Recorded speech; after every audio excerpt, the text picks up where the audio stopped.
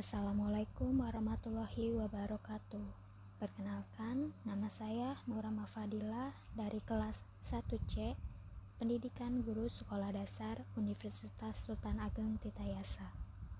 Di sini saya akan menjelaskan tentang sejarah dari bahasa Indonesia. Sebelum masuk ke sejarah dari bahasa Indonesia, sebaiknya kita mengetahui dulu apa arti dari bahasa.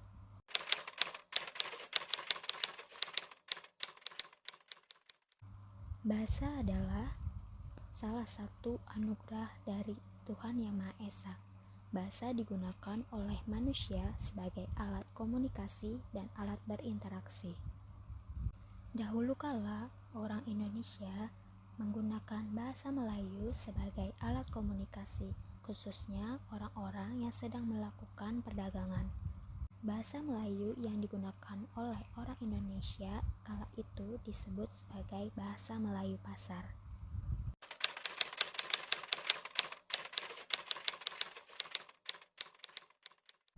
Mengapa dinamakan dengan bahasa Melayu pasar? Alasannya karena bahasa Melayu tersebut digunakan saat mereka berdagang. Ketika orang Indonesia bertemu saat menjual hasil bumi dari daerah mereka masing-masing, orang Sumatera, orang Jawa, orang Bali, dan dari berbagai pulau lainnya, mereka berkumpul, lalu melakukan interaksi dan berkomunikasi menggunakan bahasa Melayu tersebut. Mereka tidak berkomunikasi menggunakan bahasa daerahnya masing-masing, tetapi mereka berkomunikasi menggunakan satu bahasa saja, yaitu bahasa Melayu pasar sebagai alat komunikasi mereka.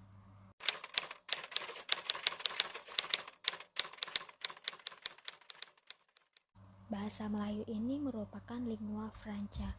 Lingua franca adalah bahasa yang digunakan oleh sekelompok masyarakat yang memiliki bahasa yang berbeda.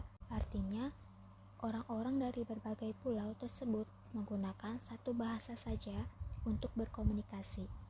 Mereka tidak saling menggunakan bahasa daerahnya masing-masing. Nah, dari situlah kita bisa menyebut kalau bahasa Melayu merupakan lingua franca, yaitu bahasa yang menghubungkan orang-orang dari berbagai pulau.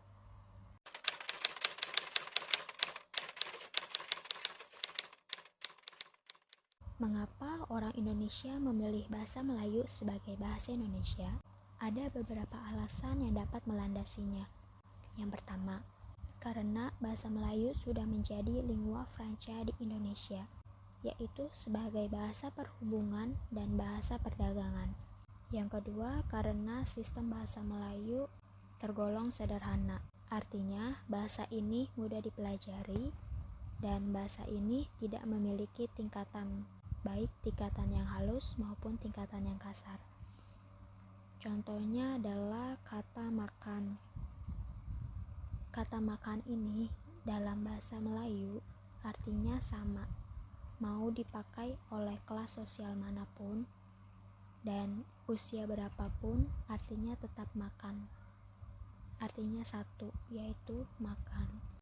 Seperti contohnya, ibu sudah makan, bapak sudah makan, adik sudah makan, atau pejabat itu sudah makan, pengemis itu sudah makan.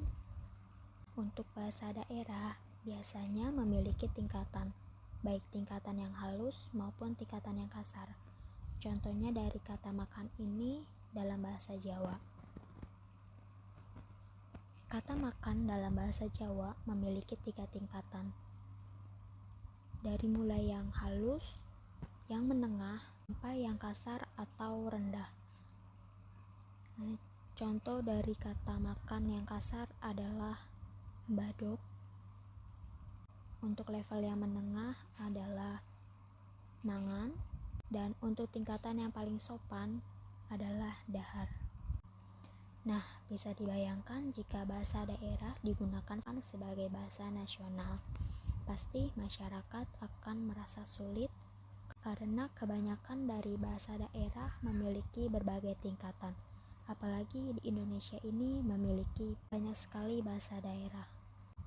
Alasan yang ketiga adalah karena bahasa Melayu sudah digunakan sejak lama. Bahasa Melayu ini mulai digunakan di kawasan Asia Tenggara sejak abad ke-7. Bukti yang menyatakan itu adalah dengan ditemukannya Prasasti Kedukan Bukit Berangka tahun 683 Masehi di Palembang. Prasasti ini berbentuk batu kecil berukuran 45 x 80 cm, ditulis dengan aksara Palawa menggunakan bahasa Melayu kuno. Selanjutnya ada Prasasti Talang Tuo Berangka tahun 684 Masehi di Palembang. Prasasti ini ditulis dalam aksara Palawa berbahasa Melayu kuno dan terdiri dari 14 baris. Beberapa kosakata bahasa Melayu kuno yang digunakan dalam prasasti ini dan hingga saat ini masih dapat ditemukan dalam bahasa Melayu dan bahasa Indonesia. Ditemukan banyak persamaan dengan sedikit perubahan. Antara lain awalan di dahulu adalah ni dan awalan me dahulu adalah mar atau ma. Selanjutnya Prasasti Kota Kapur Berangka tahun 686 Masehi di Bangka Barat. Tulisan pada prasasti ini ditulis dalam aksara Palawa dan menggunakan bahasa Melayu serta merupakan salah satu dokumen tertulis tertua berbahasa Melayu. Selanjutnya ada Prasasti Karangberahi Berangka tahun 688 Masehi di Jambi. Prasasti ini ditulis dalam aksara Palawa berbahasa Melayu kuno. Bahasa Melayu kuno tidak hanya digunakan di Kerajaan Sriwijaya, karena di Jawa Tengah, khususnya di Gandasuli juga ditemukan prasasti Berangka tahun 832 Masehi dan di Bogor ditemukan prasasti Berangka tahun 942 Masehi. Dan prasasti tersebut juga menggunakan bahasa Melayu kuno. Pada zaman Kerajaan Sriwijaya, bahasa Melayu digunakan sebagai bahasa resminya, karena bahasa Melayu dipakai sebagai bahasa kebudayaan, yaitu bahasa buku pelajaran agama Buddha. Bahasa Melayu juga dipakai sebagai bahasa perhubungan, baik sebagai bahasa antar suku Nusantara maupun sebagai bahasa yang digunakan terhadap para pedagang yang datang dari luar Nusantara.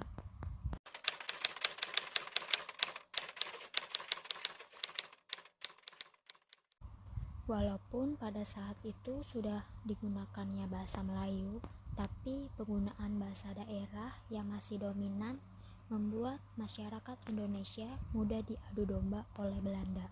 Perkembangan bahasa Melayu di Indonesia mempengaruhi dan mendorong tumbuhnya rasa persaudaraan dan rasa persatuan bangsa Indonesia. Ketika sudah memasuki era 1800 sampai 1900, orang-orang di Indonesia, khususnya orang-orang yang berpendidikan, mulai sadar bagaimana cara merebut kemerdekaan dari penjajah. Mereka tidak lagi berjuang secara individual, tetapi mereka sudah mulai berkelompok. Oleh karena itu, pemuda Indonesia yang tergabung dalam perkumpulan pergerakan secara sadar mengangkat bahasa Melayu menjadi bahasa Indonesia dan menjadikannya sebagai bahasa persatuan untuk seluruh bangsa Indonesia. Hal tersebut dilakukan saat Sumpah Pemuda pada tanggal 28 Oktober 1928. Secara sosiologis bisa dikatakan bahwa bahasa Indonesia resmi diakui pada saat Sumpah Pemuda tanggal 28 Oktober 1928. Hal ini juga sesuai dengan butir Ikrar Sumpah Pemuda yang ketiga, yaitu kami putra-putri Indonesia menjunjung bahasa persatuan, yaitu bahasa Indonesia. Namun secara yuridis, bahasa Indonesia baru diakui secara resmi pada tanggal 18 Agustus 1945 setelah Indonesia merdeka.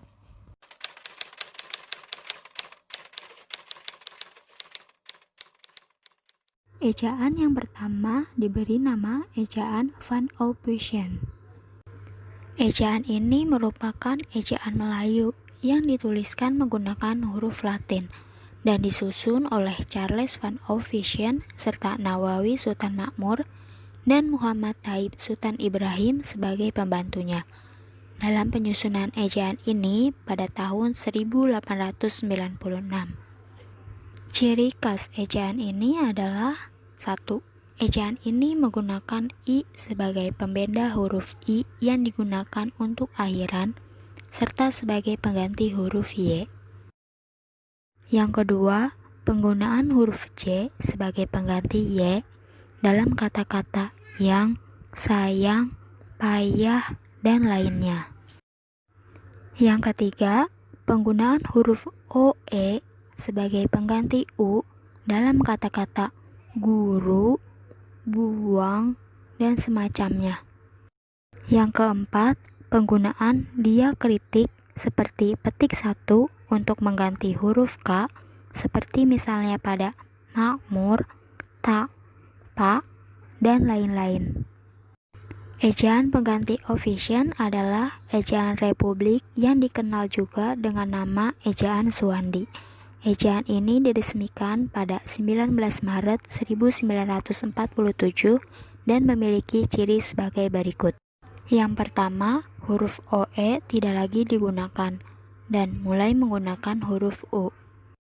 Yang kedua, penggunaan petik 1 untuk bunyi serentak digantikan dengan huruf K, seperti misalnya sentak, tidak, tak, dan lain sebagainya. Yang ketiga, penggunaan angka 2 untuk kata yang diulang seperti main-main, makan-makan, dan lain-lain. Yang keempat, tidak adanya perbedaan antara awalan di dengan kata depan di.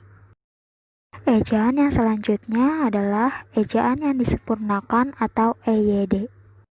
Ejaan yang disempurnakan atau EYD diresmikan pada tanggal 16 Agustus 1972 oleh Presiden. Dalam ejaan ini ada beberapa hal yang berubah. Yang pertama, DJ digantikan dengan huruf J. Yang kedua, penggantian CH menjadi KH. Yang ketiga, pengubahan penulisan NJ menjadi NY. Yang keempat, perubahan SJ menjadi SY. Dan yang terakhir, perubahan huruf J menjadi huruf Y. Untuk ejaan penyempurnaan bahasa Indonesia yang terakhir adalah ejaan bahasa Indonesia atau yang biasa disebut dengan EBI. Ejaan bahasa Indonesia atau EBI adalah ejaan bahasa Indonesia yang berlaku sejak tahun 2015 dan dipakai hingga saat ini. Perbedaan ejaan bahasa Indonesia dengan ejaan yang disempurnakan adalah penambahan huruf diftong. Pada EYD, huruf diftong hanya 3, yaitu AI, AU, dan OI. Sedangkan pada EBI, huruf diftong ditambah 1, yaitu EI. Misalnya pada kata survei. Untuk teman-teman semua, mari kita utamakan bahasa Indonesia, lestarikan bahasa daerah, dan pelajari bahasa asing. Salam satu tanah air, satu bangsa, dan satu bahasa Indonesia. Sekian dari saya, kurang lebihnya mohon maaf. Wassalamualaikum warahmatullahi wabarakatuh.